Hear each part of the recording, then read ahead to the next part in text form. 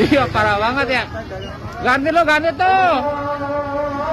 Kami pun tetap menegur mereka secara baik-baik awalnya, dan dia pun tidak terima dan ngeyel. Klarifikasi viral Satpam Masjid Raya Bintaro tendang dan aniaya pedagang kerupuk, sebut sudah ditegur baik-baik. Permintaan maaf dan klarifikasi security Masjid Raya Bintaro Jaya terkait video viral penganiayaan pedagang kerupuk di Jalan Flamingo, Pondok Pucung, Pondok Aren, Tangerang Selatan, Jumat, 5 September 2025. Menurut keterangan saat itu security sedang melakukan penertiban pedagang di sekitar masjid. Security sudah menegur secara baik-baik namun pedagang kerupuk merespon kurang baik hingga menyulut emosi security.